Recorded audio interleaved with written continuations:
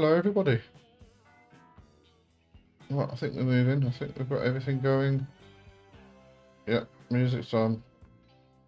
Let me go over here.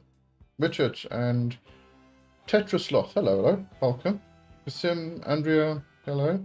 Thanks for joining. Right, and Alistair's here at the start. Both Andrea and Alistair. This is going to be a very good day. How are you guys doing? How was your week?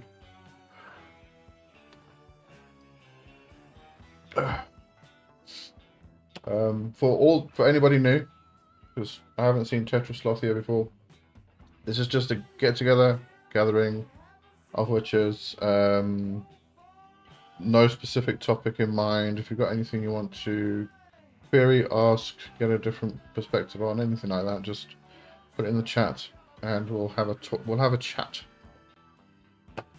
Richard, back to the circus tomorrow. Yeah, it's new work year for everybody, well, most people anyway.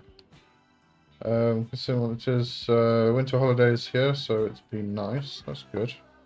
It's been hot here. It's been summer, and we did get some rain yesterday and today, so that's cooled it down slightly, but not enough.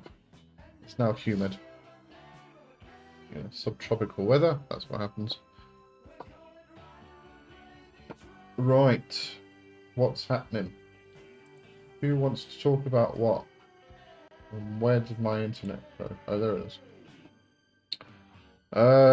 Consume about minus 14 Celsius here with plenty of snow. Bloody hell. Okay, right. I definitely don't envy you.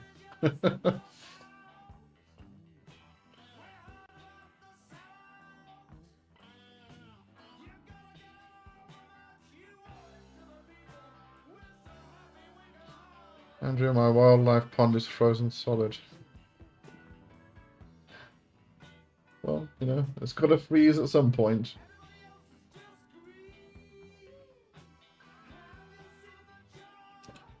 Shut that down. Okay. Are you a bit cold there? I'm sure you are. Snowing and everything else. Oh goodness, Right. Oh, let me check this if it's actually doing anything. No, it's not. Yes, it is. No, it is. Alright. So quick announcements. I'm gonna do, as I've mentioned the past couple of weeks, next week, Sunday, I'm gonna be on Patreon, not on here. And that's for the journal tier and upward. We'll just go a bit more in depth if anybody's got any questions regarding magic, witchcraft, cult. But largely specifically, what has been put onto Patreon itself. There's a lot of stuff that's on there. You might want to discuss those things a bit more in depth. And then I'll be back here the week after, on the 18th. So just swapping. I'll do 4 lives a month and just swap between the two. Let's see how Patreon goes, and everything else. And then the workshops. I should have the workshops up to be able to book at least in the next week or two. At least 2 of them. They'll only start March, but I'm going to do an early bird special. So for the first month, you got an early bird special, and then another month to book. So you got like plenty of advance notice, sort of thing. And I'll repeat those. Yeah, I'll repeat the workshops like every, is it 4 months or 3 months? Should be every 3 months. There you go. So I'm going to do 6 in total, 2 a month. Okay. Announcements made. Announcements done. Right, let's get back to this. Kasim, about your vocation, I wanted to ask, but do you really need circles and triangles? I've been able to make contact with just offerings, enchantings, and using sigils. Yeah, no, that's fine. You don't need the circles and triangles. What you might find the triangle useful for is, and specifically the triangle, not talking about the circle, is to concentrate the energy itself. So usually when I do an evocation, like you, as the same way you suggested with enchanting sigils and stuff, it's like the energy is kind of swirling around. It's generally in the area. It's not focused in one particular space. If you bring in a triangle is got 3 points, and the angles themselves actually create a manifestation area. So what you do is you kind of concentrate all the energy into that, and it puts it into one space. This is not trapping and binding. You cannot trap a spirit or anything in a triangle. It just goes out because of the angles.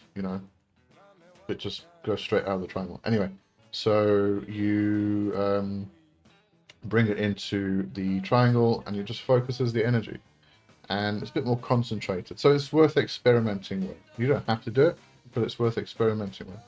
Circles, unless you feel it's sometimes a good idea to cast a protective circle if you are experiencing the spirit for the first time, and the spirit itself is kind of known to be a bit difficult. Then you might want to cast a protective circle. It's up to you, because you might attract a parasite instead of the actual spirit itself. So, make sure you do your discernment, but regardless of whether you do a circle or not, do your discernment. Test the spirit, obviously. But, the space itself, and I don't really want to use the word circle here. I'm talking about sacred space. You may want to do some kind of balancing kind of space where you're balancing the elements, or you might want to bring some planetary aspects into it and things like that. When I'm doing some more serious work with the Goetic spirits, I tend to use the Kabbalistic sacred space creation method that I learned. So it depends on the situation as well. So it's a figure it out as you go kind of thing. Alice said, bloody freezing. As within, so without. Hello. Thanks for joining. Andrea, icy conditions mean no sky-clad cavorting. Yeah, no rain dances. Oh. Kasim, I know Connolly mentioned using circles and triangles in her demonology work, but is it really necessary? No, as I just discussed now. And I think it's Connolly also states that the triangle is there to actually concentrate the energy. It's a manifestation thing. Tetrasloth, what are your thoughts on Vidian VK Johannem? I used to like him, and then he moved over to the Coeting camp, so he will never ever get my support again. Knowing full well that who Coeting is and what he's done, and I'm sorry, no. Not even going to bother discussing that, because yeah, and he had some. I know a lot of people actually said, and I kind of saw it myself. He did have some fascist, white supremacist kind of attitudes in the past, which he said he cleaned up. But then you go and join a white supremacist camp group. Doesn't make much sense. So no, don't support him anymore at all. Jahed, how often do you invoke and evoke per week? Is it a daily process or multiple? I do it when I have the need to do it. I might go for months without contacting any spirits in that manner. If I have a need, I'll do it. A lot of my work, I work with the energy model as opposed to the spirit model. That might seem a bit contradictory because I'm always talking about spirits. But when I work with the spirits, I'm working with the energy of the spirits. So I work the energy model. So I don't always work with spirits. I might work with the elements of planets, or just the energy around me, or my own energy. It's really dependent on what's going on at the time. I do say good morning to the little group that I work with, or have worked with in the past, every morning, but that's just a hello, good morning, how you doing type thing. But yeah.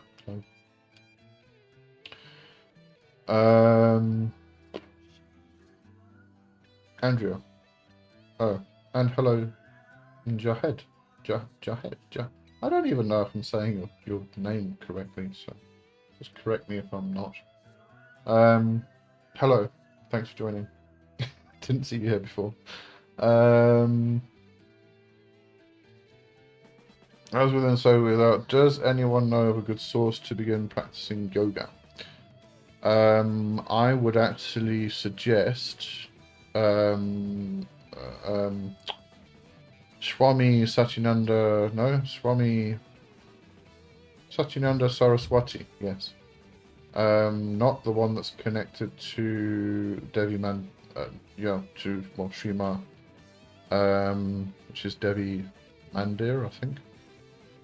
The other one, they both took on the same name. He's got a great book out. Well, I can't, it's not my wage. I could probably search for it. So it's on my external hard drive, which is not plugged in. Swami Satyananda Saraswati books. I'm going to get a mix of both of them.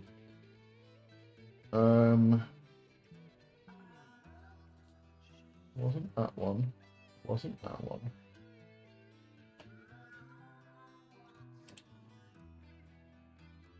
Wasn't that one?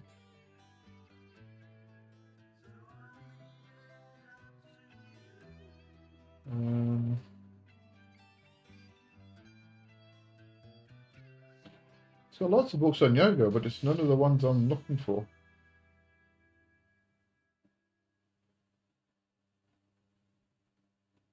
I'll have to send you the title. Because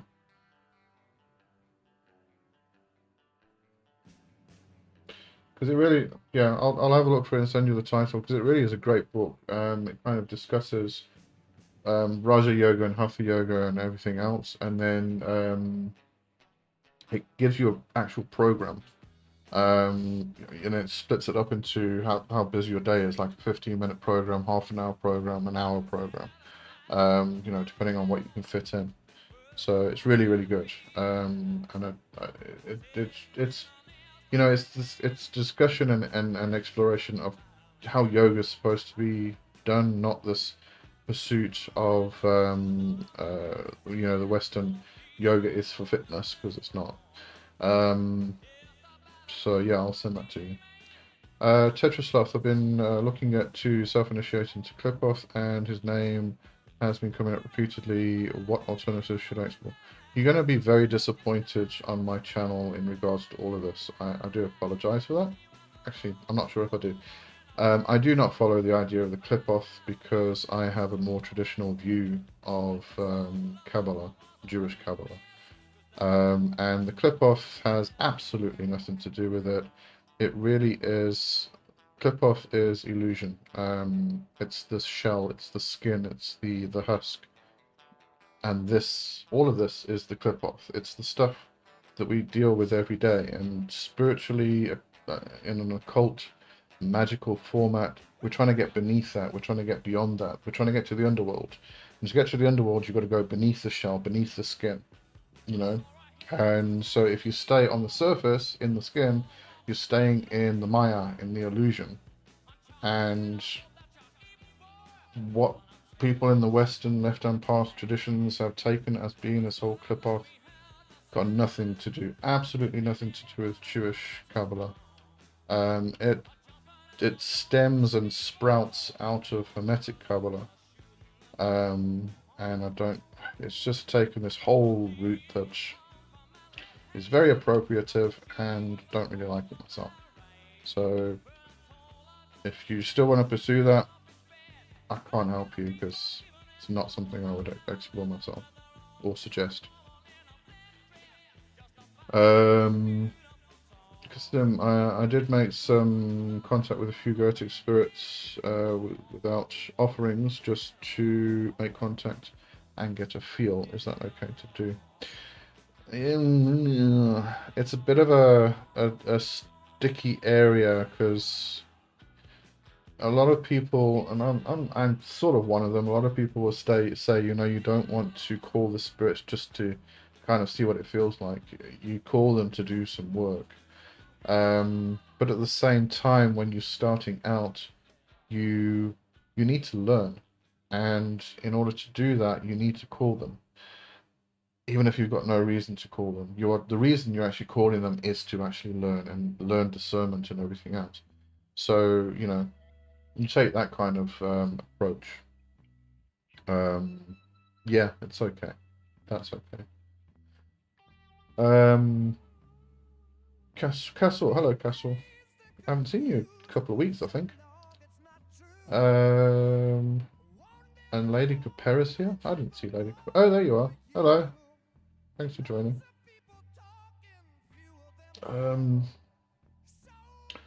Jahed, could it be that sometimes spirits just show up or stop by without invocation or evocation?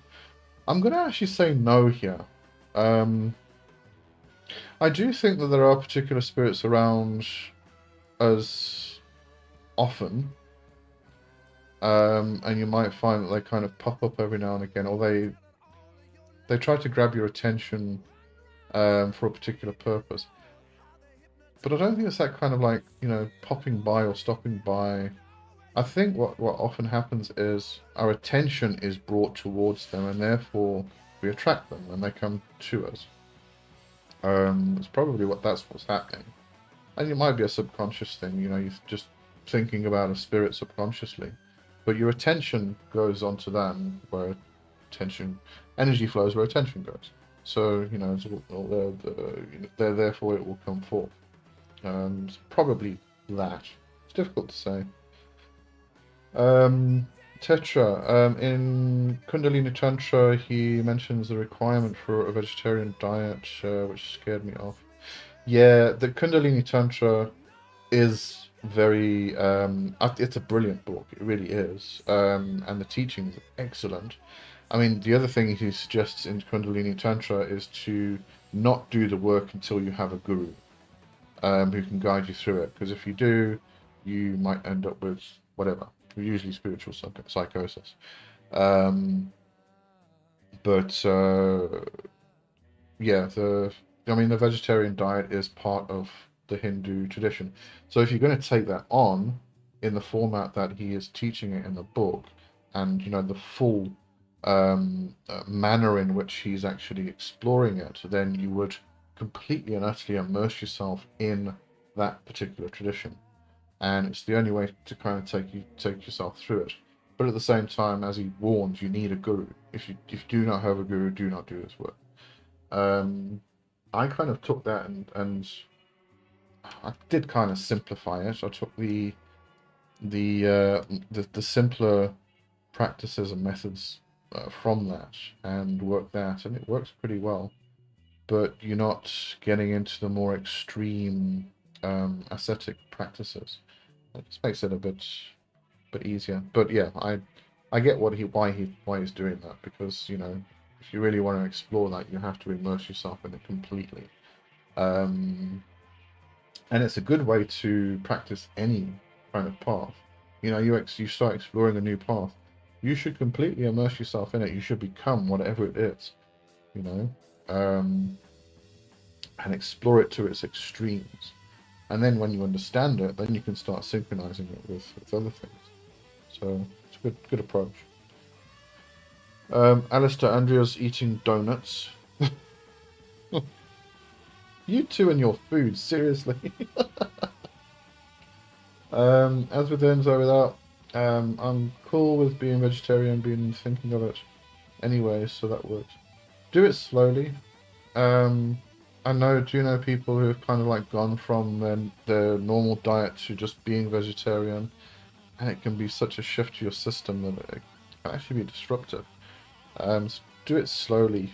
Don't kind of like just go from one extreme to the other. Castle, hope you're well, Andrea. Dealing with my father's death ceremony and passing him over while I was gone. Oh, okay, alright, that explains it. Felt the great grandfather's sky checking. Cool. Glad that all went well. And again, sorry to hear your father's passing.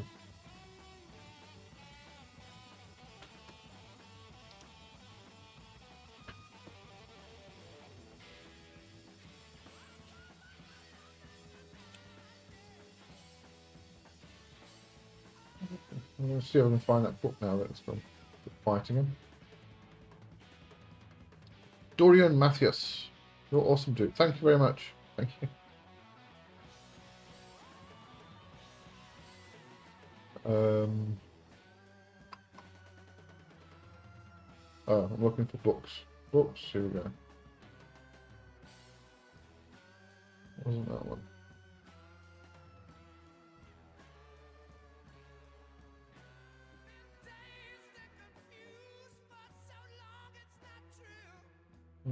He wrote a lot of books.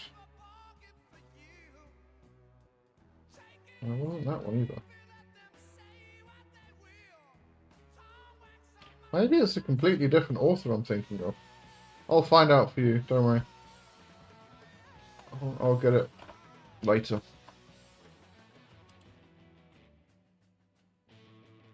Okay. What's everybody want to talk about now? As within, I'm getting headache thinking about it. It's just the practices in Liber ABA are so strict, and I find myself second guessing what step I'm at. There is one approach you might want to actually take in terms of yoga, is to choose a position, an asana, and only do that. So even if you're doing it for 15 minutes, half an hour, you only stay in that one position. And that position should be slightly challenging. Don't push yourself too hard, you know, don't go break bones or rip tendons or anything like that.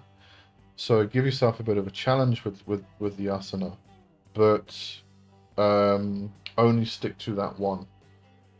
And that's one of the approaches to actually doing yoga, not the Western way, obviously. So you say you're stuck with God pose for sure and have it locked at this point. Try a different one then. Try lightning pose or something like that. Yeah, try mountain pose. I mean that would be quite challenging after a long period of time. Arms up, yeah, right. Yeah, quite fun. Lady Ferris sounds like Led Zeppelin in the background. Yeah, I think it was. Hang on. Who was it? Recently played. I'm glad they're doing this recently played now. Yes, it was Dazed and Confused. There you go. Dorian, it is rather clear that you have communication with the spirits. I appreciate you. Absolute pleasure. No problem. If you've got any questions, just drop them. Tetra Castle, that's brand new sentence worthy. Lost there. Just a warning, I often get lost in the chat. Kind of can't figure out what you guys are talking about sometimes. Just forgive me if that happens.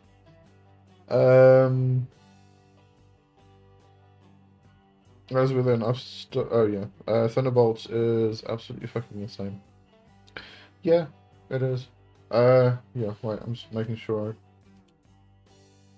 thinking of the right one here.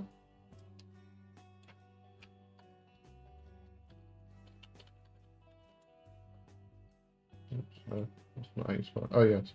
I sit in that, but I actually use my prayer stool, not prayer stool, meditation stool. So my butt's actually lifted up, so I'm not like killing my knees and ripping my tendons and all that stuff. Makes it a lot easier. I love that position. I love sitting on that. I can sit there for about half an hour, 40 minutes. Then my legs start to go a bit numb, but yeah. I love the position. It's very comfy for me. Castle. Santee would be a good pose for them. Santee. 3 body. Wait, let's try pose.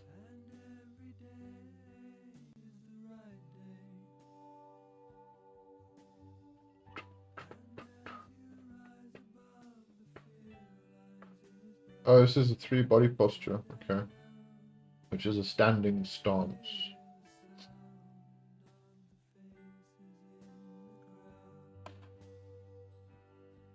Except it's not yoga.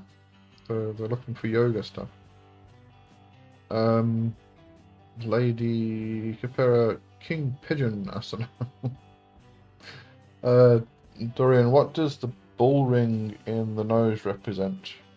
I have no idea. In what? In a bull's nose or other people's nose? Isn't a bull ring just to it's just to drag them around or something?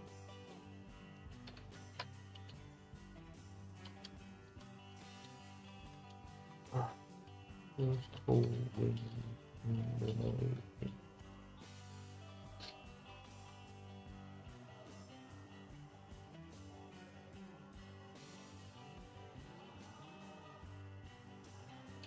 Oh, that's interesting.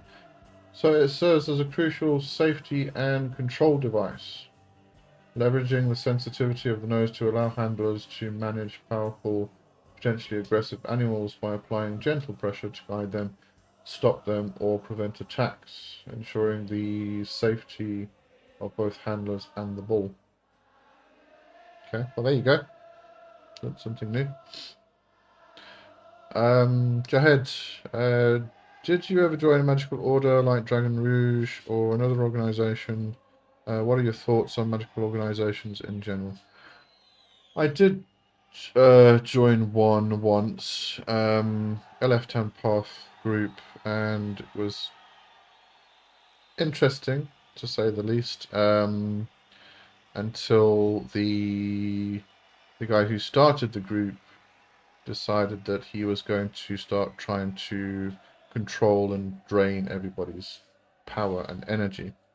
The problem I have with groups, so many of them just end up being these power plays. But yeah, I've been part of, can't really say orders, magical orders or anything like that. But groups here and there, various different groups, but nothing formal. I'm not really a group person. I don't like groups myself. Yeah. Except for the ones that I'm in now, because the ones I'm in now, the people are like family. So, so Santi Shingi would open all the orbits in time. Fair would say anything I don't know about the yoga. Yeah, it's very different. The yoga and qigong do the same things really, but they are very different paths. And this is definitely a pursuit of yoga that, as within, needs to go along with everything else that they are exploring. So, Dorian, girls and guys, it's like an initiation thing to say they have a master, I think. I'm not sure. I think that probably ties in. This is obviously the bull ring thing, representation of the bull ring in the nose. I think that might actually be nose. I don't know. I'll ask my daughter. It's a septum ring, but definitely nothing to do with having a master. Trust me on that one. My daughter would not have a master, and I wouldn't stand for it anyway. No, definitely not. It's just decorative, that's all. Lady Capera, we call those bull rings people. They do look like that though. Yeah.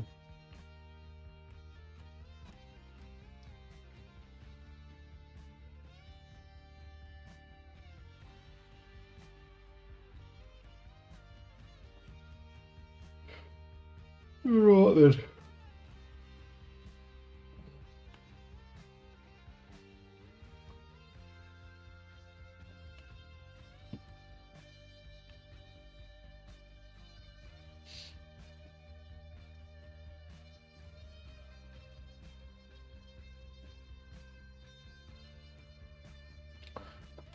Um, did everybody watch Stranger Things? That's really good. I enjoyed that. Tetra, do you have any recommendations for books, articles that could help in improving clairsense, especially clairaudience? But I would like to work my way up to clairvoyance.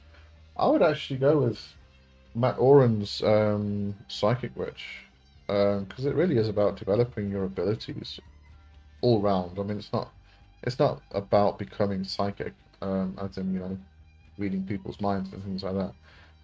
It's about the development of you as a spiritual individual. You know, so I know it's here somewhere. There we go.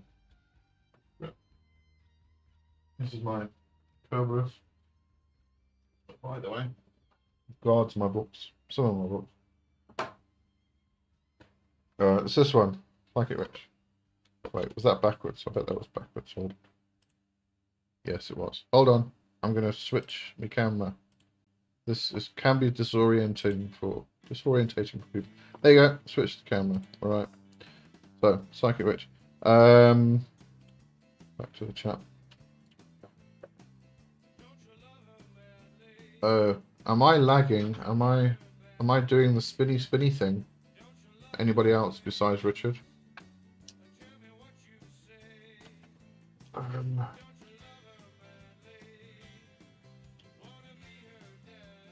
me get to the blue chapters. There we go.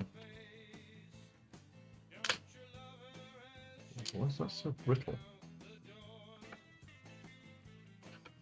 Alright, so we've got chapter 1 is power on the sight, and then meditation, relaxation, and then tuning in. Extrasensory perception, so that's clairvoyance, the screen of the mind, clairtangency, clairaudience. Sorry, did I say it? Oh, sorry. First one's clairvoyance, and then clairgustance and clairalliance, and then it goes into purification and shielding, so it's energy cleansing, protection. It goes into the triple souls of the witch, the lower self and the shadow, the higher self. Really, yeah, it's about everything. It's not just about psychic senses, but I'd say this is a really good book to get for that. I am buffering, am I? Bloody hell. No delivery delays. Hang on.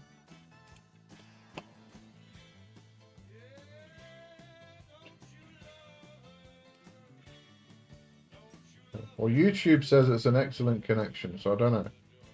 Maybe it's fixed itself.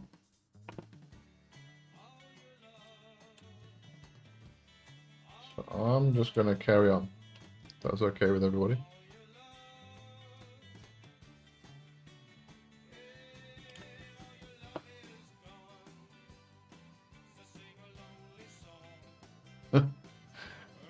Right. Am I back now? Am I unlagged?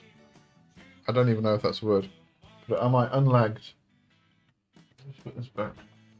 Hold on. You can hang on to Kerberos. Okay. Yeah. Okay.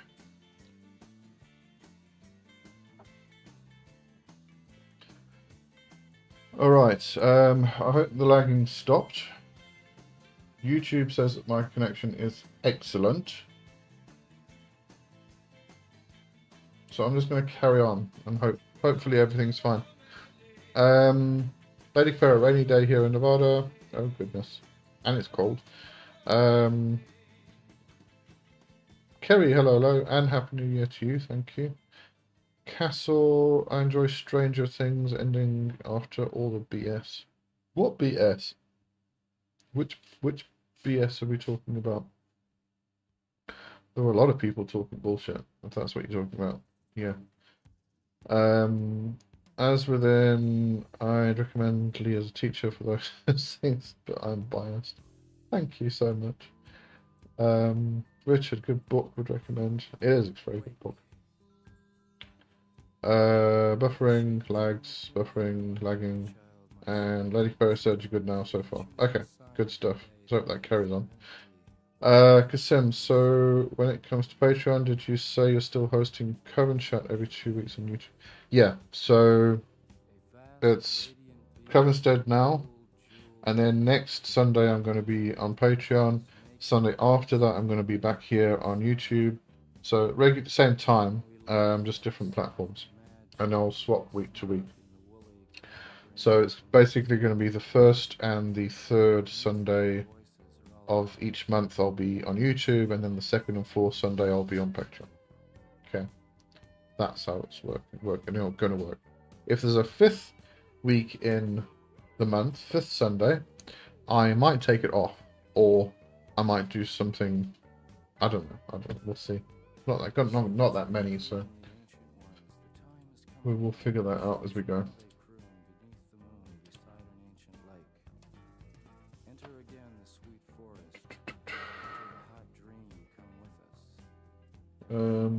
Let's see. February's got 4. Oh, March has got 5 Sundays. Cool. Week off. That's got 4. Oh, May's got 5. That's got 4. That's got 4. August's got 5. Seems to be about every second or third month we get a 5th Sunday. Yeah.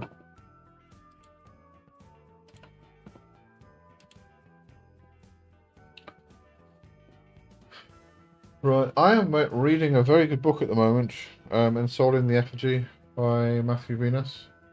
I'm really enjoying it, and he's got some very, very interesting viewpoints about what the witch is and his way his tradition actually phrases things, views things, goes about things. It's really, really cool.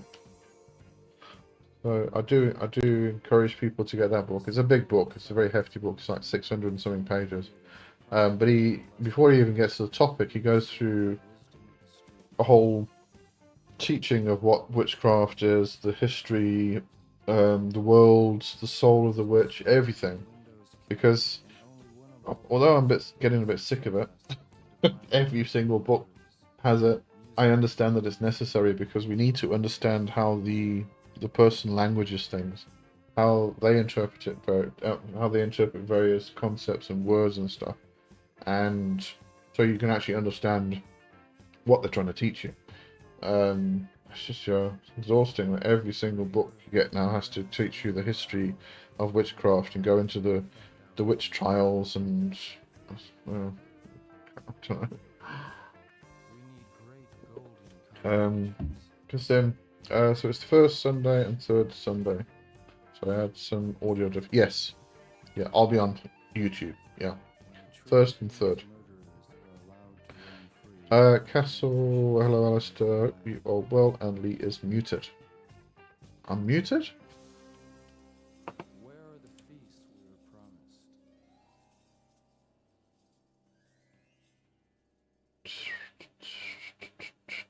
No, I'm not muted. My mic is making squiggly things. We're having technical difficulties this week. Brilliant.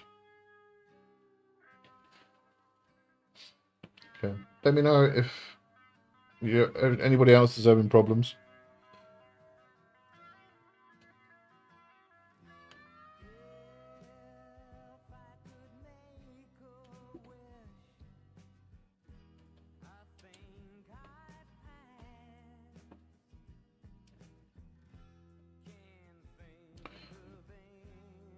Shahid, is there a difference between a wizard, a witch, and a magician? Yeah. Yes and no. And often depends on who you're talking to. Shahid, no, not muted. Okay. As long as you can hear me, because you asked the question. There you go. So, it depends on who you're talking to. It really does, because some people will say that a wizard is a male magical practitioner, which is a female practitioner. That's not true. a magician often refers to somebody who's practicing high magic, ceremonial magician, etc. As opposed to folkloric or low magic, what people call low magic, which would be witchcraft and folk magic, all that stuff. But yeah, I don't know. I mean, they're all practicing magic, some form of magic at the end of the day. It's just, yeah, it really is personal interpretation, I think. I mean, you know me, I love looking at the etymology of things, so let's have a look. It's always fun doing this.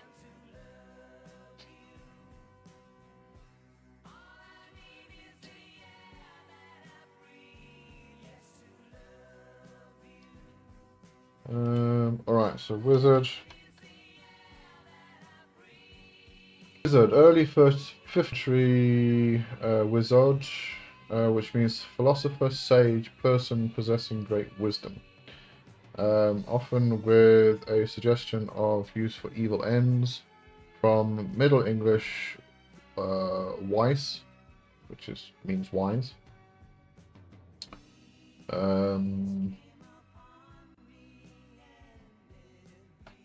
Okay, so there we've got philosopher, sage, person possessing great wisdom. That's what wizard is. Let's do magician next, because witch is a complicated one. Castle to restart your YouTube. I'm not buffering again. How can I be buffering again? What's going on with this thing? I'm still showing us excellent connection. I don't know. We'll just carry on and hopefully get through. Alright, magician. Late 14th century, one skilled in magical sorcery. So,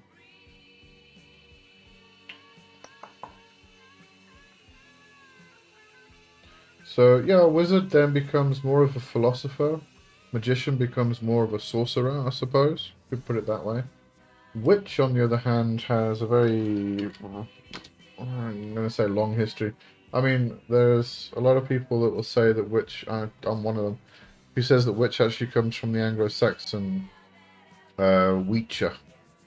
And you've got the masculine and feminine in that aspect. You've got weech, which has an E at the end, and then Wicca, which has an A at the end, which is spelled Wicca. But it's got nothing to do with Wicca. It's just a spell. But in that case, the Weech is the female magician or sorceress. This is from the Old English. And the Witcher is the sorcerer, wizard, man who practices witchcraft and magic. So there's lots of overlaps. There's also, when it comes to witch, we've got Wiccan, which is to practice witchcraft. We've got the Low German Vikan, I think it's pronounced that way, which is to use witchcraft, and Vicar, which is soothsayer.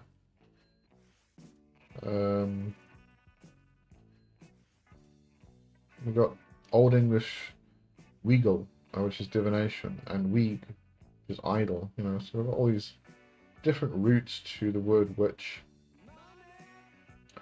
You've got the Galdrich and the Skin Leech, I think it is. Female wizard, woman magician. Yeah, there's a whole lot of stuff. But yeah, they're all the same thing at the end of the day, really. Lady Clara prefers enchantress, enchanter, personally, or mage. Yeah, also good words. As within, occultist is nice. Like, yeah, occultist tends to be a lot more broader as well. So you don't, like, get too stuck with what you're doing. It's a very broad term, and I think people understand it as being this broad term as well. And occult really means hidden. So therefore you're practicing the hidden arts. Castle, I prefer my medicine man Taoist. Yeah. Yeah, there's lots. Even when you look at the word witch itself and the different translations throughout the world, you know, just becomes a very broad term.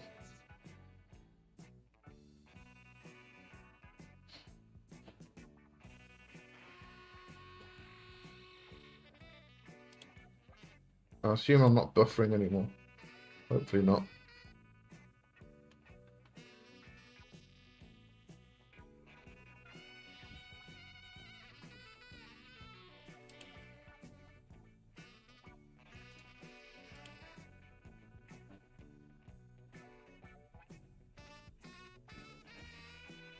Add some drop frames. 25% drop frames in the last 2 minutes.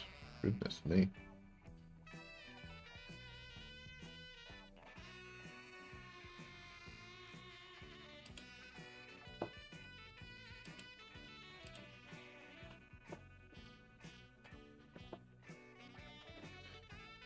Alright, what's next?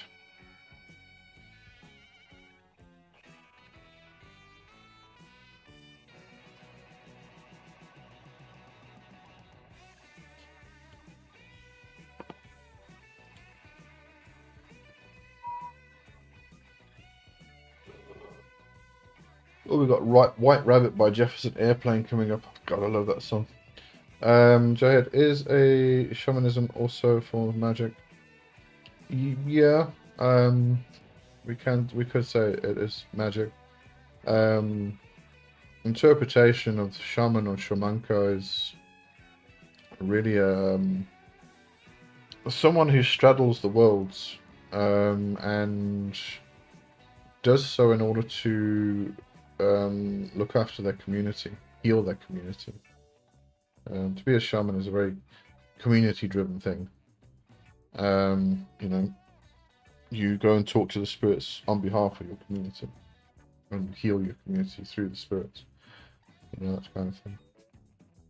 But yeah, we could say it's a form of magic. Yeah, this is the difficulty with all of these words, especially when it comes to English words, is that we could say magic is this broad interpretation, for instance, whereas we could then start taking it to pieces and have a look at the etymology and really get down to the nitty-gritty of what it actually means, and therefore it probably doesn't kind of fit into a lot of places, you know.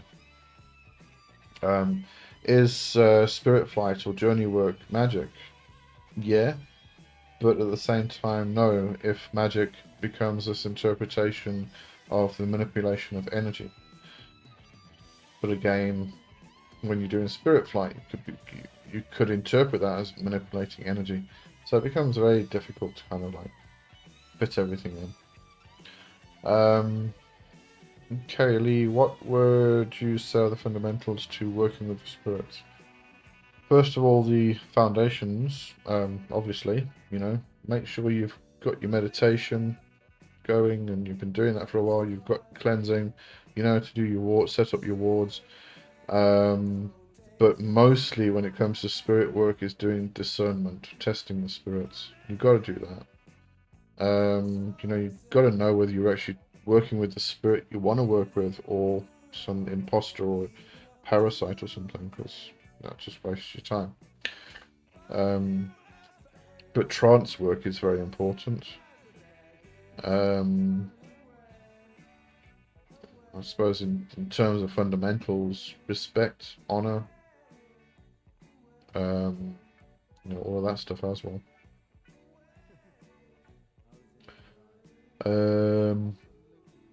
Leah, hello Leah. Can someone be working with demons and angels at the same time? Yeah. Yeah. I mean, the idea that demons are bad and angels are good and therefore you can't work with them at the same time is a Christian concept. It's got nothing to do with us. Or me at least, I'm definitely not Christian. And don't hold a Christian worldview at all. I try not to anyway. I still live in the Western world, so it hits me every now and again. But yeah, no, you can work with them at the same time because they're just different energies and different forces that do different things. That's all. Tetra, Demonic Shamanism is a book I recently picked up, though I don't know how far I'll get with its practices. Is that the one by William Breyer? Last I checked, all of his books were taken off the shelf. Oh,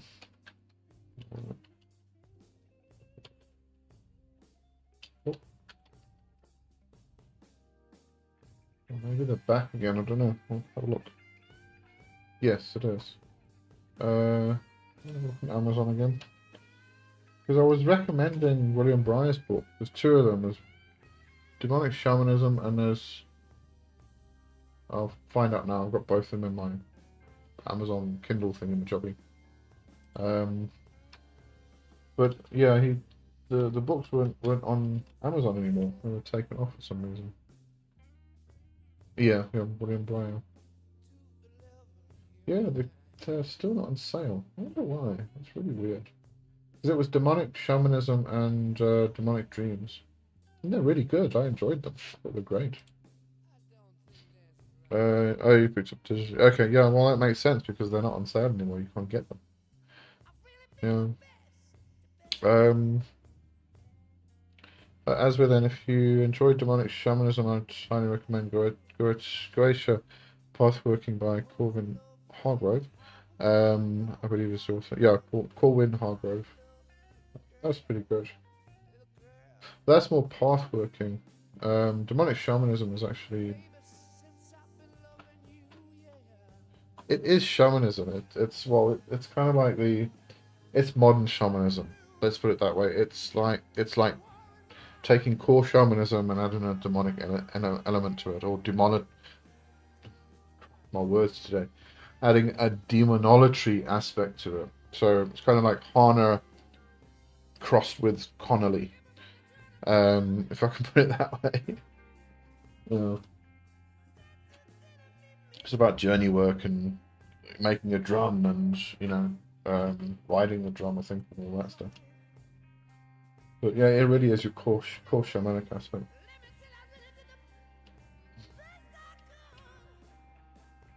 Pathworking is a word that confuses me. What's the difference between pathworking and journey work? So yeah, it is, and pathworking has really come to mean doing not even journey work but guided meditations now, which there's a big difference between those as well.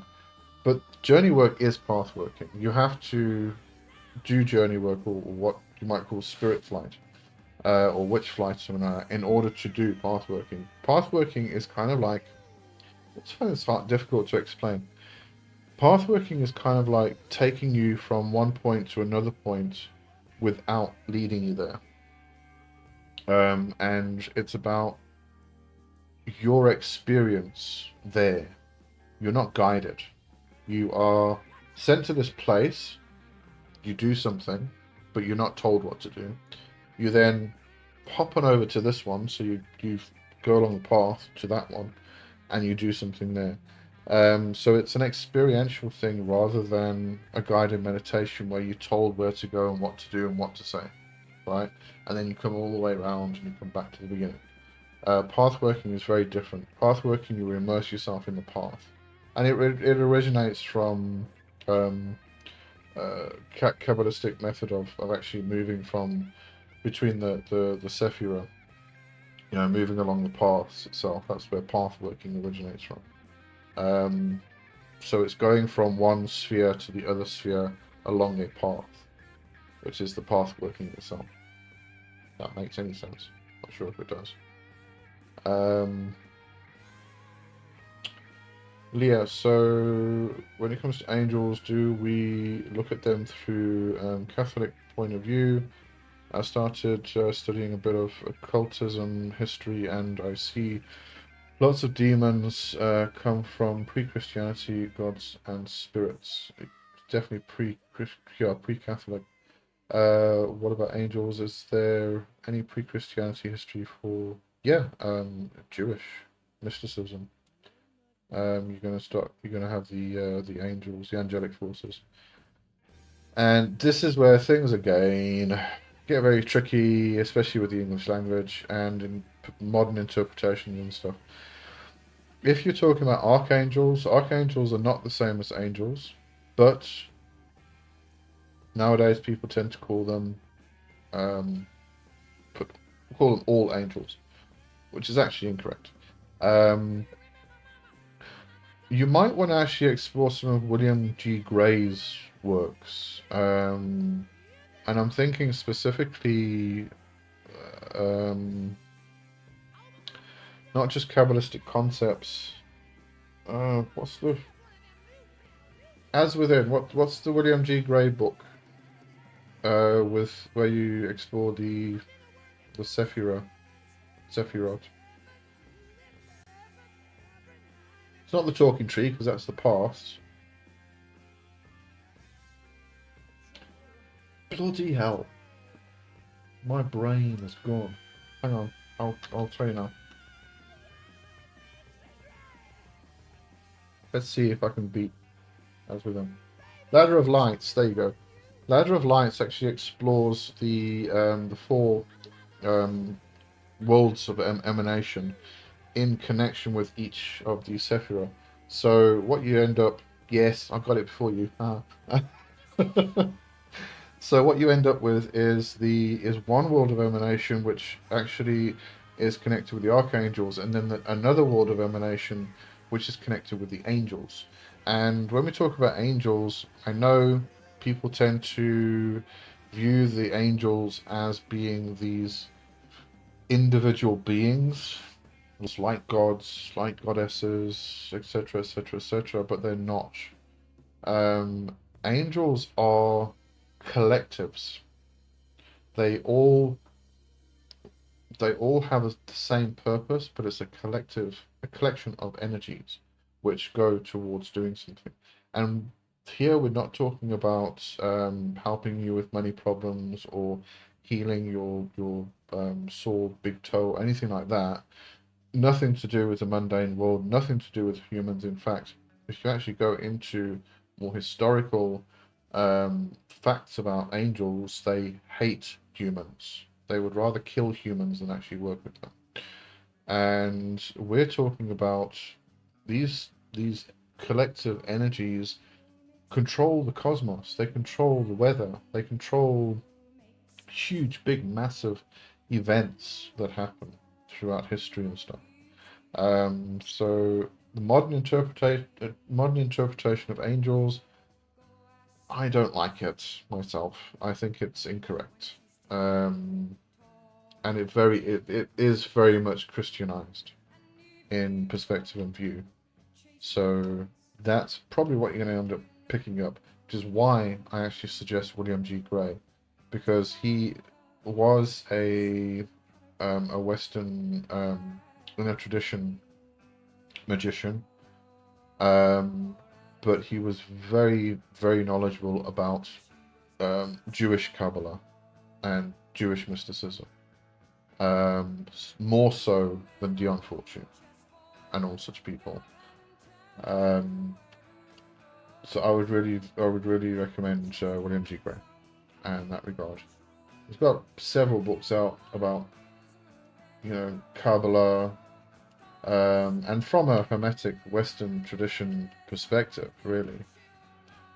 But yeah, just really, really good in that regard. Anyway, Lady Farah sounds like that guy got shadow banned. Which one? Oh, you're talking about William Breyer. No, it seems like because he was publishing through Connolly's publishing company, and still listed on the website, but his books just aren't on sale anymore for some reason. I've still got them in my Kindle, but yeah, don't know what happened. Yeah, or sorry, there's more to it. Are they purely Catholic concept? No, the angels are long before the Catholics came around, long before Jesus. The angels, I mean, go back to Enoch. I mean, that's the books of Enoch were written 100, 200, 300 BCE, I think. And then you've got the Merkavistic aspect. There's another good source if you actually want to go into the angelic aspects. Is go on to. I'm going to put the link in the chat. Go on to Justin Sledge's YouTube.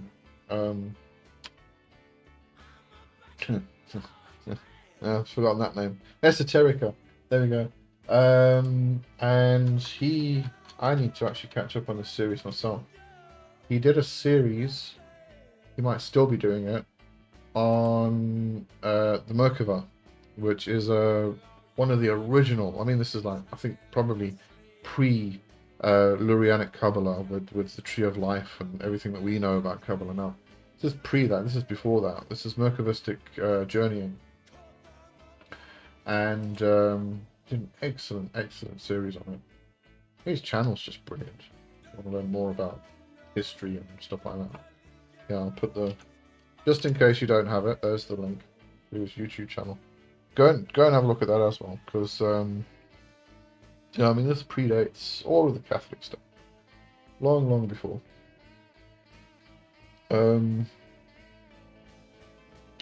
Kasim, from what I understand, angels and demons are just Abrahamic window dressing. The reality is everyone is a daimon. Is that correctly? It can be. Again, I know I keep repeating myself and saying again. It comes back to interpretation. The problem is the way you spelt it there is the Latin version of the word. If you go to the Greek, the daimon, you know, the I instead of the E, and you track that back. I mean, this goes back 6,000 years. You know, the first time it was actually used in writing or something like that, and it was a word that was used before the word theos came about, and therefore it actually encompassed everything living, basically. But it did encompass your gods and your goddesses and your angels, your demons, everything, all living beings, all entities, even to this aspect of the all-know thing, that was also considered to be daimonic. So, but then as centuries went by, it kind of evolved and changed, and then you got to like Socrates and the philosophers and people like that who started using eudaimon and kakodaimon. You know, it was the kind of like became this is where the angel and devil on your shoulder kind of came from, the whispering in your ear. Socrates often spoke about his eudaimon that was guiding him and spoke to him and told him what to do and which way to go and all that stuff. And it became this philosophical thing, and then the psychologists kind of picked it up, so it evolved again, changed again. So it's the development of words, of language. So yeah, all those things. Jahed, do you have experience with the Egyptian god Seth? No. Speak to Lady Capera. Probably know more than I do. And if so, could you share them, please? I don't work with Egyptian or Kemetic aspects at all. Never been an interest of mine. I've tried because I kind of like think I have to because everybody else does it, but I just can't get into the Egyptian. I've got no connection with that, but Lady Capera does. So maybe Lady Capera can help. And Lady Capera said something very bad there. I'm going to get to that just now, because that's a New Age concept. It's got nothing to do with history. Very bad. Going to get to that now. Hang on. Where am I? I've lost my place. Yeah, thank you. It's a pleasure. Kasim, interesting. You mentioned that angels would like to kill humans, as that is what some people think are some goetic spirits. Could it be more the case there are good goetic spirits and angels and bad ones? Not really. It's the nature of the beast type of thing. Angels are these big collective energies that really control the forces. They have no interest in humans. And when you start going into the historical accounts of Merkaba, they it really is this. You kind of like the people that did that kind of work. They had to, because that really is about doing journey work to bring yourself to sit next to the throne of God, where the angels sit, right? And what they would have to do, they would have to kind of do all these hacks in their magic, so that they appeared to be angels. So when they got there, they weren't like singled out as being human, and therefore either booted or just wiped out of existence, sort of thing. But it's just who they are. It's just what they are. They have absolutely no interest in human affairs. But at the same time, you then have particular angelic beings. In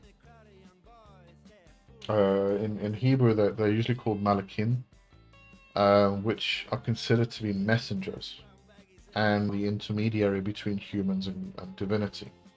So you've got all these different aspects.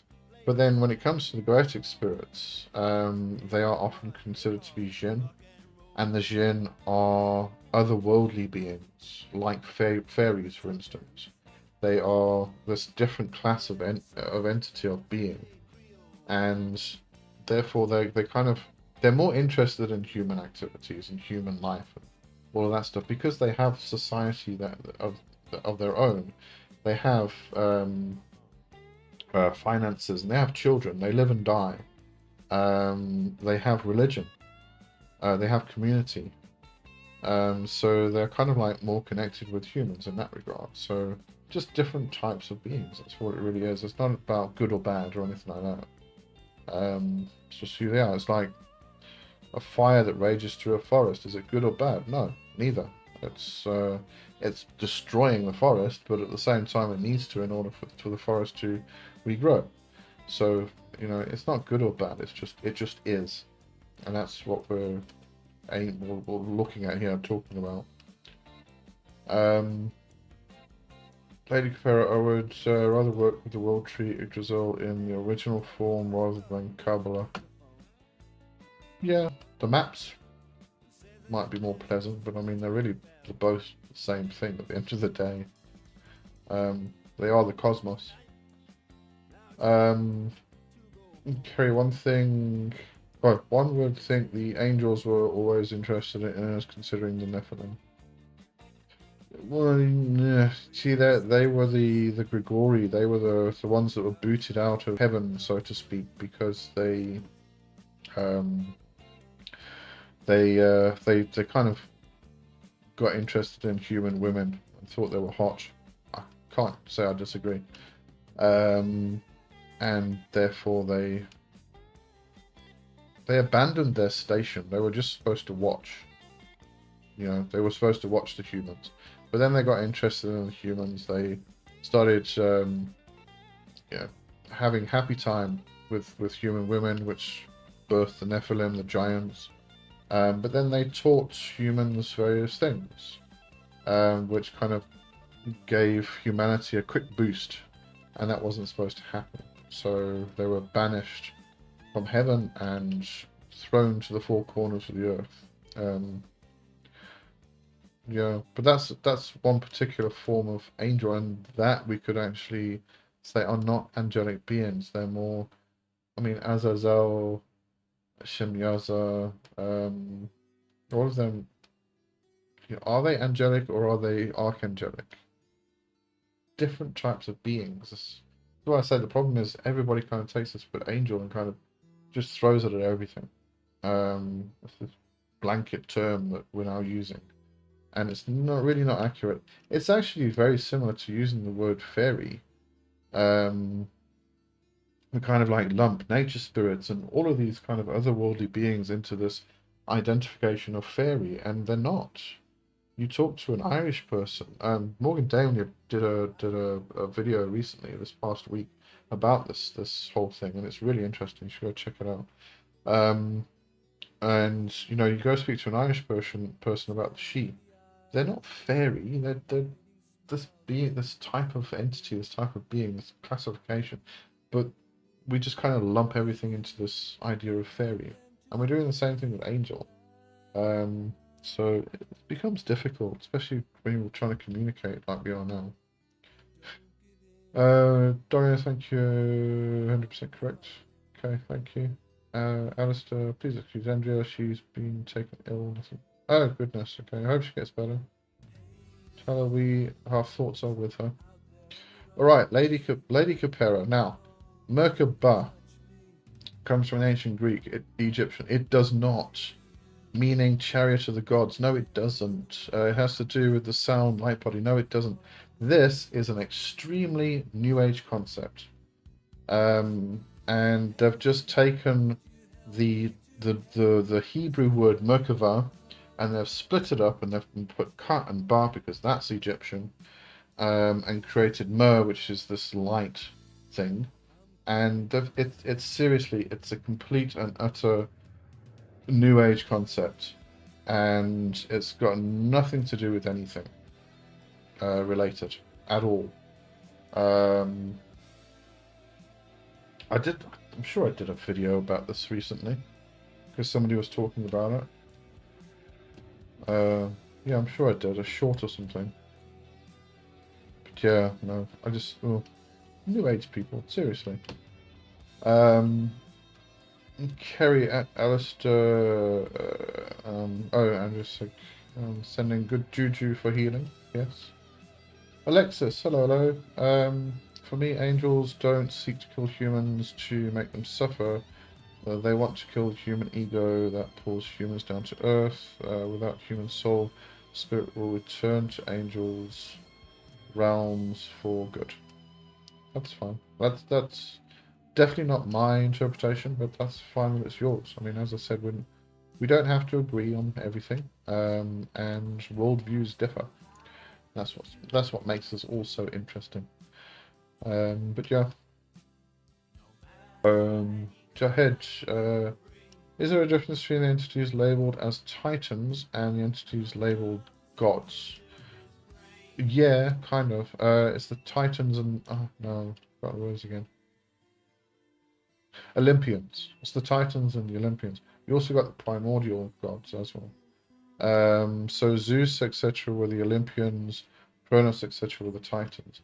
So the Olympians were birthed from the titans, and then they got into this big war, and the Olympians, Zeus kind of came on top there. So we kind of like the world then started worshipping the Olympians.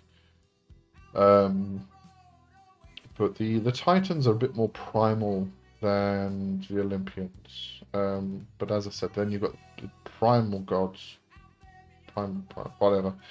The Gaia and Uranus, all of those ones, kind of started the whole creation, and then they birthed the Titans, and then the Titans birthed the Olympians. As within Malachim, also correspond to Malchut. Do they? I couldn't remember if they did or not. Yeah, it kind of makes sense, considering their nature. Yeah, thanks for that. Alexis, yeah, it is about different energies and entities, not good or bad. Yeah. Tetra, do you think shufflemancy is bullshit or a valid method of divination? I think it can be valid. I mean, all of these, there's so many different forms of divination. I mean, I learnt one yesterday I didn't know about. I mean, I've heard of using bones and using fire, but I only learnt yesterday that you can do divination through the cracking of bones in the fire. That's really, really interesting, if you ask me. But I mean, all of these methods came from somewhere, and shufflemancy is just a modern one, that's all. I think you do need to be kind of careful with it, though, because you're working with an algorithm which becomes less random than if you're working with a method of divination, whatever method it might be. The algorithm tends to determine what you're going to see next, so that might be a bit of a problem. So it's definitely worth testing it. But I think you might have a bit of a problem with, as I say, the algorithm controlling what's coming up next. Because somebody was talking about this recently. When it came to of music on whatever platform you were on, what was happening was it was kind of like, so you had like all the different music, right? And then you would have one song played by Pink Floyd, and then it would randomly pick the next one, which is down here somewhere, but it was also by Pink Floyd. And people were complaining that they were getting, the same artists, in rows. So they had to change the algorithm so that it didn't pick the same artist, and so it became a bit more random, really. But that takes the randomness out of it, actually, because it becomes more determined. So yeah, the shuffling thing could be a bit difficult, I think, but definitely worth trying, testing. Alistair, thank you. That's very kind of you. Okay, go ahead. I heard an interesting classification instead: demon, angel, stellar, or terrestrial energies. Yeah, you could view it like that. Some people like to kind of give it that upper worldly, overworld aspect compared to Thonic, or Celestial and Thonic as well, which I kind of like as well. But then that doesn't really tie in with other beliefs I have about the worlds. So, yeah.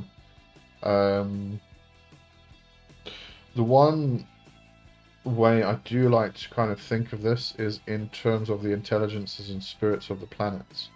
That Levi or whoever it was spoke about, Agrippa. I think it was Agrippa.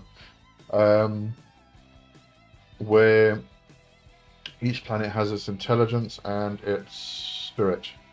And in a lot of interpretations, the intelligence became the good angel, and the spirit became the bad demon, right? But I prefer the interpretation. It works for me. I see it just the way I work with them anyway. Is that the intelligence is kind of like this, the planetary force, the energy, this big, uncontrolled, just mishmash of power that comes from the planet.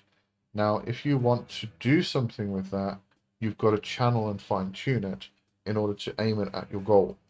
And in order to do that, you then call the spirit, who then kind of channels it all down, focuses it, and aims it at the goal that you're going for. That's how I kind of view the idea of angels and demons. Angels are these huge big powers, this huge force, and the collective energy that kind of like just controls these huge big massive events that happen in the cosmos. But then the demons kind of channel that down into a focused thing, which is what you're trying to aim for. So could view it like that. As I said, it all comes down to your own personal interpretation and worldview, really. Carrie, look, Sim. My theory is that the ghost spirits and the pagan gods are the angels who fell in love with humans and fell. The Grigori, yeah, you could say that. A lot of people do, I think. I mean, even if you get into European folklore, a lot of people will say that the Grigori are actually fairies. So, and it kind of makes sense, especially when you start getting into the Irish Tuatha De Danann mythology and stuff. It's the giants and everything else. Yes, there's a lot of overlap. Anyway, Lowton, hello Lowton. Worth noting that there's all different groups of angels as well, even in Abrahamic thought. Yeah, there is. Some wouldn't have much to do with Earth simply because it's not their location, like Dominions. Yeah, absolutely. That's exactly what it is. Kerry, Mrs. Rev Kai. Lawson, I have seen some people say that angels and fae are cousin species. like birds and crocodiles, essentially. No, I definitely wouldn't put them in the same category or anywhere near each other. The Fae become more personalized, more phonic. The angels are definitely not nowhere near. I mean, that's just for me. That's just very, very different. Yeah. Oh, you just say like birds and crocodiles. No, still even then. No, I can't. I can't just can't put them together at all. Yeah.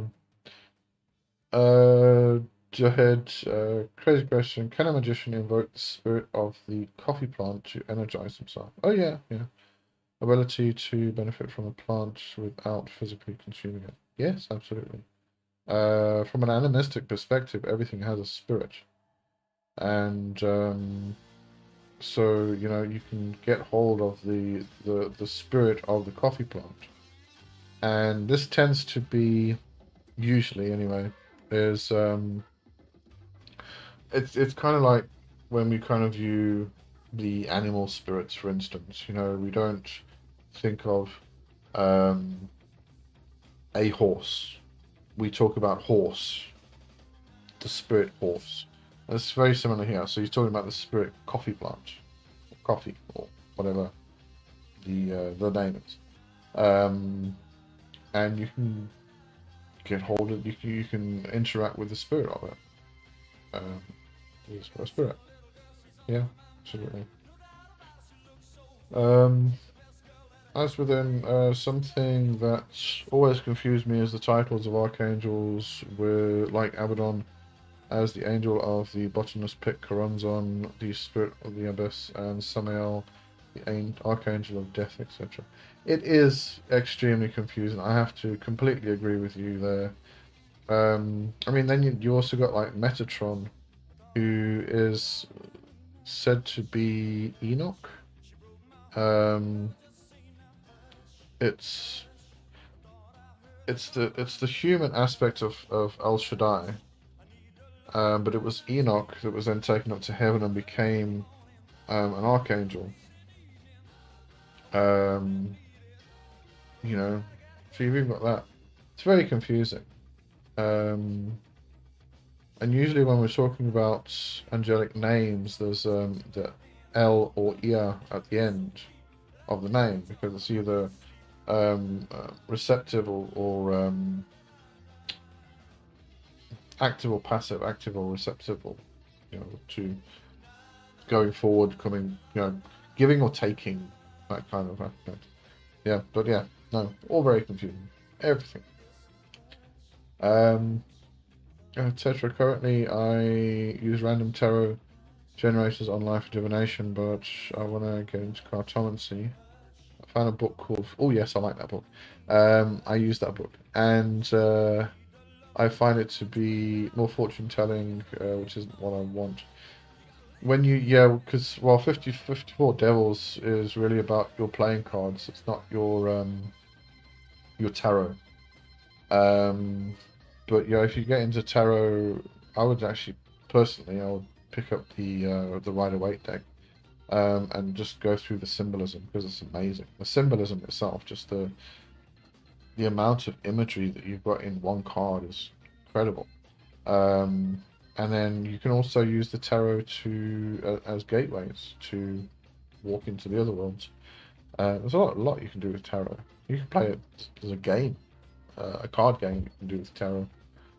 But yeah, 54 Devils is playing cards, and yeah, I agree with you. Like, it does kind of get into the idea of fortune telling. Yeah. Loading question. I've been wondering, how do you identify spirits' symbols? If they aren't known, I should specify. There's also a theory. Oh, that's something else. How do you identify a spirit's symbol? You ask the spirit. That's what.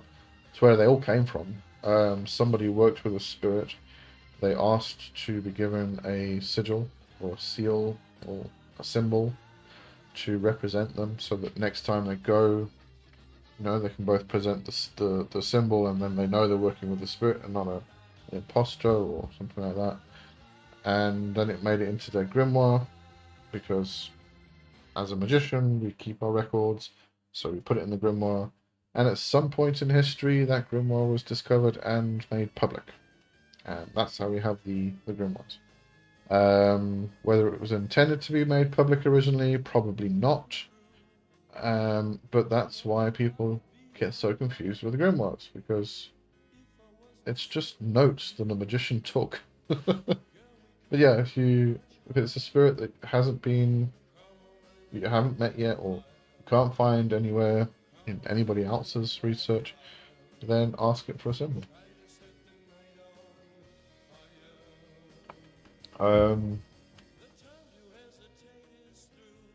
Right, and there's also the theory that many angels, as we know them today, were local minor deities in the Canaanite pantheon, hence why many of them have El in their name.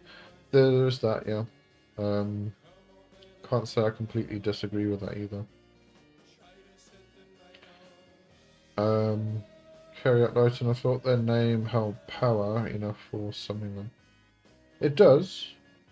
It's the if you get into the names of power, god names, etc., you vibrate them to unlock things. And this is why I say, when it comes to an identification of a singular entity, it is a okay. Well, hopefully I'm okay.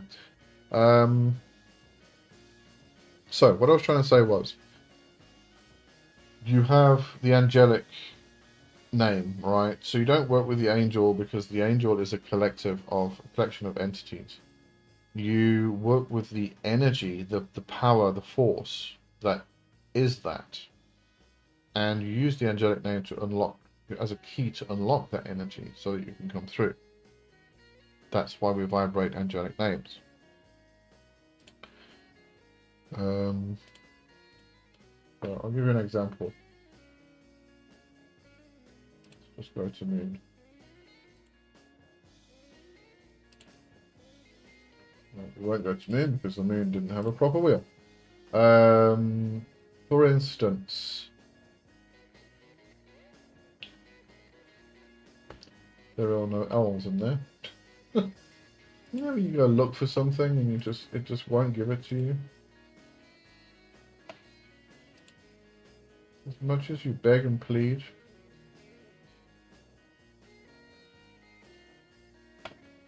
Okay, we'll just go to another planet then.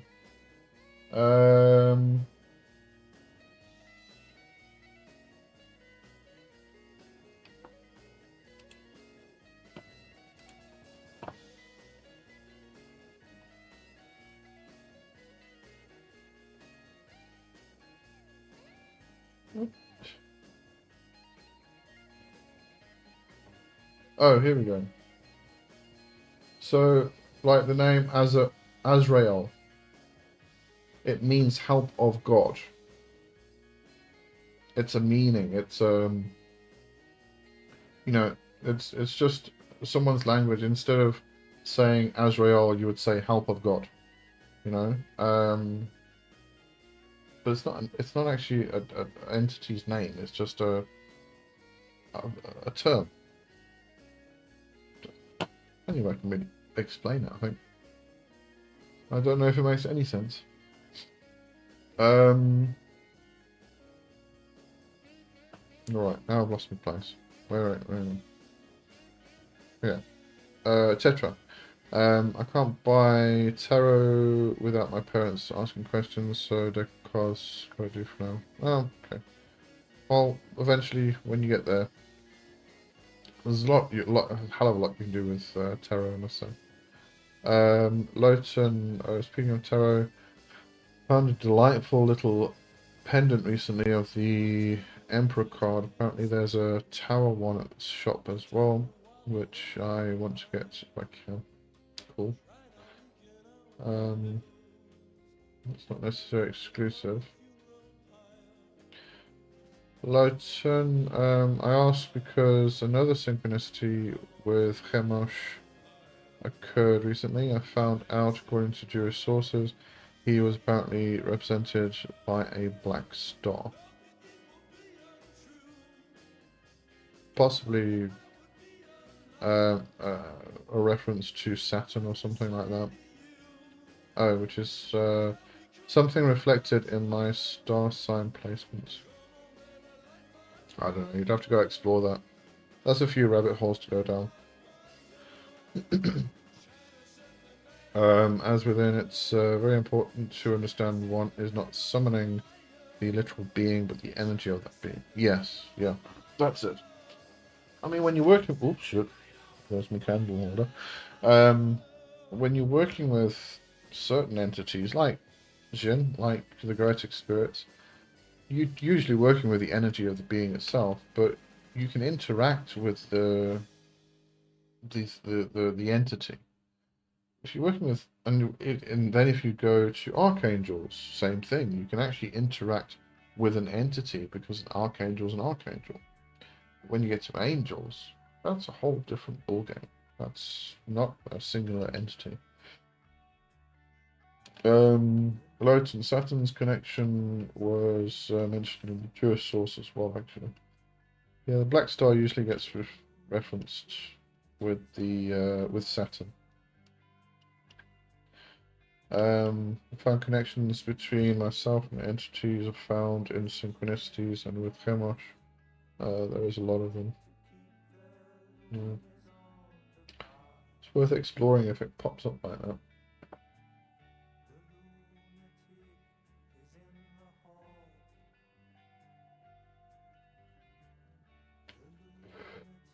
Kerry, excuse me, hang on. Excuse me. It's getting towards my bedtime here. Thank you for the reference to Death Demons last week. Reached out to Duke Murmur, and she is going to help me with it. Okay, excellent. Glad it helps.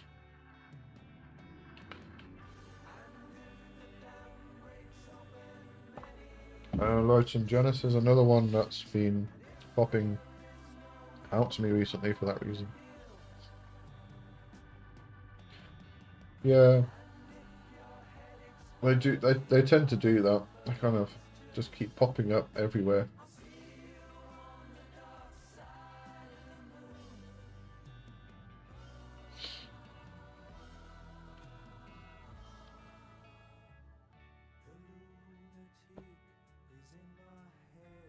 God, it's bloody hot here. The rain didn't help that much.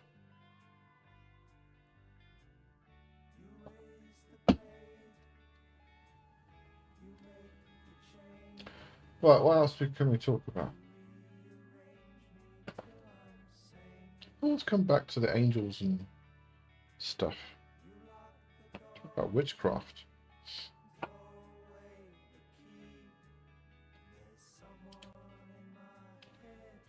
Leighton, on that note, what are your thoughts on spirits not being interested in ritual? Can't say it's something I've actually really thought about.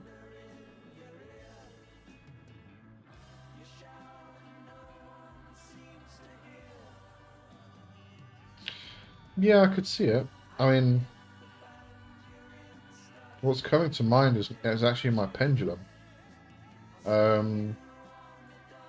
Because some days my pendulum just does not want to answer the questions. It's just not the right time. So it's quite possible that spirits will not be interested in ritual because it's just not the right time to actually do what you think you want to do. And they're kind of tapped in a bit more to that kind of what you should be doing. Our ego tends to get in the way, you know. So yeah, I could see it quite possibly.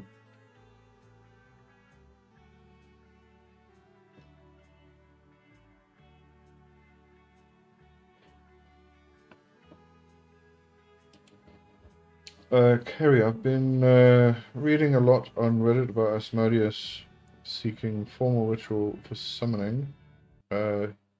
He wants to be bound? Okay. Asmodeus bound? That's it's kind of like the complete adverse reaction. I don't think you could ever bind Asmodeus at all. I don't know who came up with that. Lowton, because that is the vibe I get with Chemosh a lot. The most I've felt is when I changed my username on a site to include his name, which he seemed to be pleased with. That's cool. You might be meaning a different kind of binding. I think what's happened there is somebody's kind of taken the whole Asmodeus being a lust demon and then brought in some BDSM aspects and decided, nothing from Asmodeus, the person's just kind of decided that Asmodeus wants to be bound in a BDSM aspect. I doubt it. And I mean, Asmodeus is a spirit, not a human being. But I've seen, I've on Reddit, the stuff that goes on in those demonology subreddits sometimes is just crazy. You know, these drawings of Asmodeus and he's my daddy, and just gets a bit ridiculous. It really does. Trevor, hello Trevor. What are your thoughts on the boredness ritual? I love it. I think it's great. I use it. Well, the headless one, right? Anyway. The boredness ritual is an adaptation of the headless one from the PGM, with some extra bits here and there. You know what is if you're actually interested in learning more about it, is oh, can't get that because it's on the bloody external hard drive. It's a book. It's a short book. It's a pamphlet on Hadian Press by Jake Stratton Kent. I think it's just called The Headless One, right? Let's check.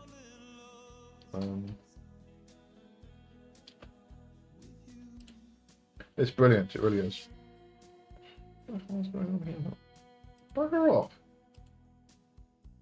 That's how I fight with my computer.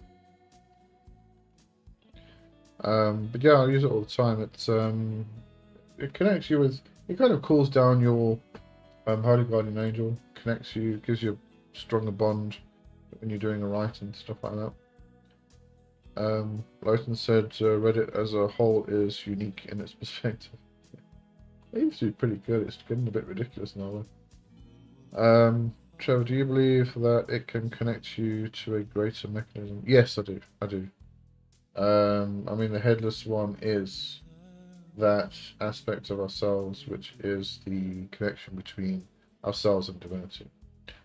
In many terms, it's you know, we were talking about this earlier. The way the word daimon has developed. At one point, it was that messenger, the intermediary between humans and gods. You know, and this is very much a similar thing, except that it's really kind of you, but not you at the same time. It's difficult. Check. Hang on, maybe I can just do a search. Headless one. Yeah, it's just called The Headless One by Jake Stratton Kent. It's on Hadian Press, and you can get the electronic version for $1. Oh, sorry, not $1. £1.99. And it's really, I really enjoyed it. Very good. And Jake Stratton Kent's brilliant. Can't really go wrong with Jake Stratton Kent. Lowton, have you heard of the Shadim? Yes, the hairy goats. Yes. This is actually related to the the Hebraic word or name Shaddai, and it can actually be translated as basically the goat god. I mean, basically kind of looking at Pan in this regard. But the Shadim are what the Greek would call the satyrs, you know. They're just probably a bit more hairy.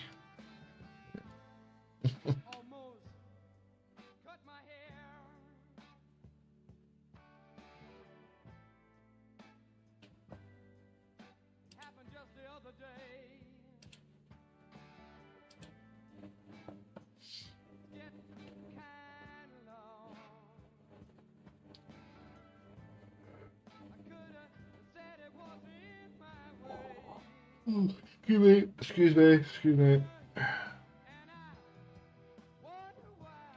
With our time zone differences, you guys are all doing your lunch now. I'm ready to go to bed. Right, in the description of them reminds me of what you said about the egoic spirits, specifically in the sense of being somewhat like angels, but also like humans. Yeah, I suppose they could be. I think there was a particular interpretation of the Shadim that kind of went in that direction as well. Yeah, because they're considered to be spiritual demons in Jewish mythology and folklore.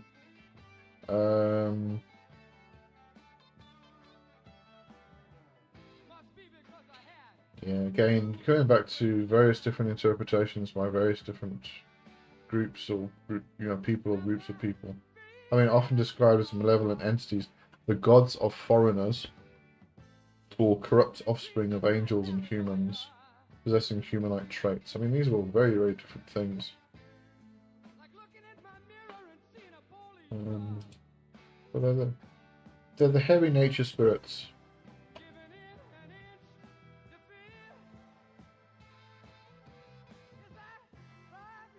See, there's even interpretation that they were the offspring of Lilith and Adam, which is that's actually kind of funny. Now that I learnt the whole Lilith Adam story from Dr. Justin Sledge, because that would mean that that particular idea or mythology is absolute bullshit. Because the story of Lilith being Adam's first wife came from the alphabet of Ben Sirah, which was a satire. It was a joke. It wasn't meant to be taken seriously. It was just some guy making up stories. And he just made up this story about Lilith and Adam. And it became a serious part of mythology, so... Oh, goodness. Yeah, don't know. What we get ourselves into, really. Loads of my dinner is still on the stove. Roast veg. You should add some roast chicken. I did some roast chicken and veg today, so add some chicken to it. Seems like it was just a general term for non-Hebrew things once. Probably, yeah. And again, you have to look at the evolution of language and words. It's probably changed so much. Lilith South is also pre-Judaic. Yes, absolutely. Well, Lilith, the name Lilith is definitely Judaic, but it does have its roots in the Lilitu, and then before that Lili and Lilu, which were again, the Lili and the Lilu were wind demons. They were a collective of spirits. They weren't an entity, singular entity again. So, then it became this one entity. Kasim, so what did we say about Shadim and Ghost Experience again? I missed the connection. I think it was just Lowton saying, hang on, that the Shadim remind them of what I say about Ghost Spirits, specifically in the sense of being somewhat like angels, but also like humans. No, not what I say. Somebody said that. But yeah, just a reference of the Ghost Experience being somewhat angels but also like humans. And Lowton Lilitu is the original. Yeah, but as I said before, that was the Lili and the Lilu.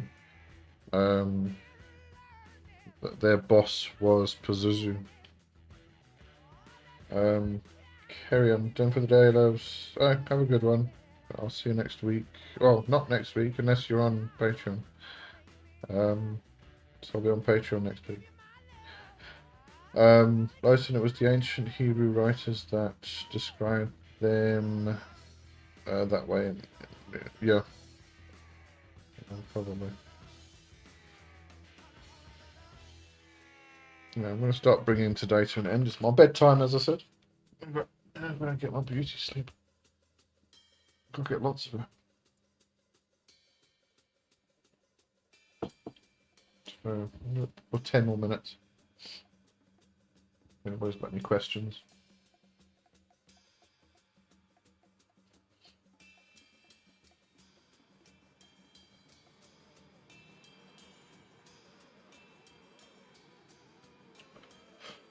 So, well, I will get off now as well. I can't use Patreon due to it being blocked here, so... Oh, good. God.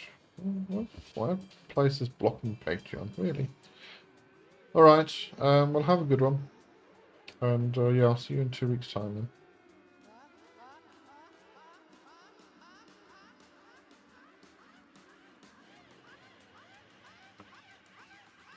Shadim were actually very interesting looking beings.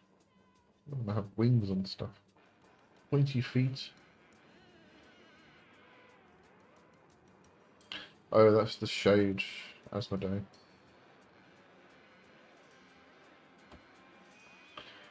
Well, I should actually look in Gershon Winkler's book again for the Shadim. He had a very good explanation of the Shadim and the shade. Rather interesting.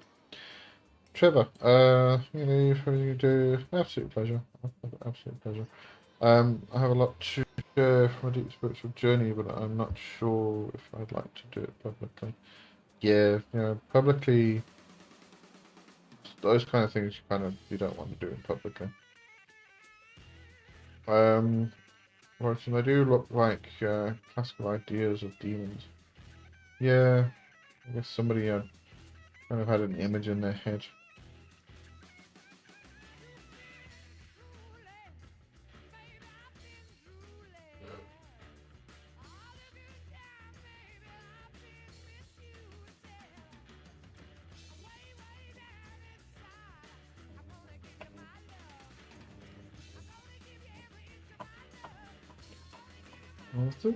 It is the one problem with all of this cult magical stuff. There's so much to bloody explore. Just can't get to all of it.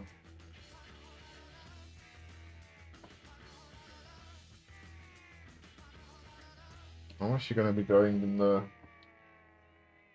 having a look at the sacred names and doing some practical Kabbalistic explorations, amongst other things. You know what I mean? I can't stick to one thing.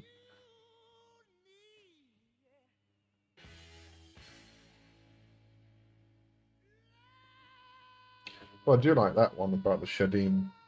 Zohar describes them as the offspring of the demons Azazel and Naama. That makes sense. Because then that would make Asmodeus, Asmodeus, Shadim as well.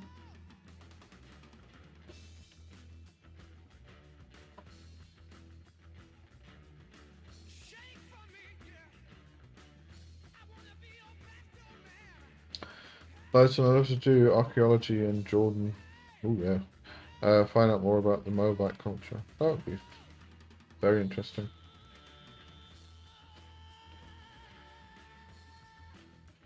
Apparently my granddad swam in the Dead Sea when he was stationed there. Cool.